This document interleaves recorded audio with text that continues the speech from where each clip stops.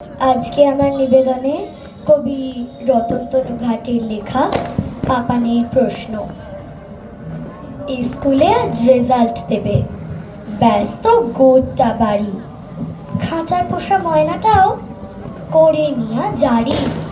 কুট্টি পিসি রান্নাঘরে, বকুল মাসি ছাদে, গৃহস্থালির সমস্ত কাজ জরুরি সংবাদে।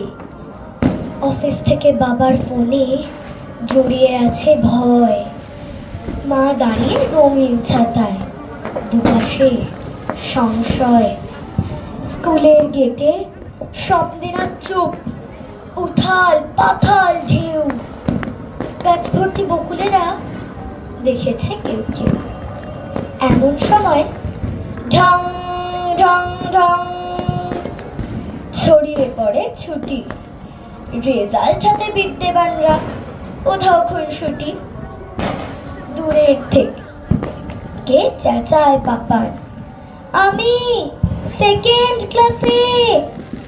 সব মায়েদের বাঁকা চোখরা তাকালো চারপাশে। মা বললেন, ঢের হয়েছে, মুখ দেখানো ভার। ফার্স্ট কে হলো নামটা শুনি, অঙ্কে কত তার? পাপান বলে, দেবল গুপ্ত, অঙ্কে সে 100ই, আমি পেলাম 90, তার বেশি পেলাম কই। সারাটা দিন খেলি শুধু, মা বললেন রেগে, সব স্বপ্নই আধার হলো চাঁদের গ্রহণ লেগে। চল বাড়িতে, দেখাচ্ছি আজ খেলার কি যে মানে। দেবল হলো চাঁদের টুকরো, সবাই তা জানে। তখন পাপান ভয়ের চোখে তাকালো মার দিকে, ও যে ভীষণ মিথ্যে বলে ক্লাসের আন্টিকে। বলুক, তাতে দোষ কিছু নেই, ফার্স্ট হয়েছে ক্লাসে। মায়ের কথায় পাপান শোনার দু চোখ ঝেপে আসে। সেকেন্ড হওয়া না মিথ্যে বলা, কোনটা ভালো বলো? বলতে বলতে পাপান শোনার দু চোখ ছলো ছলো।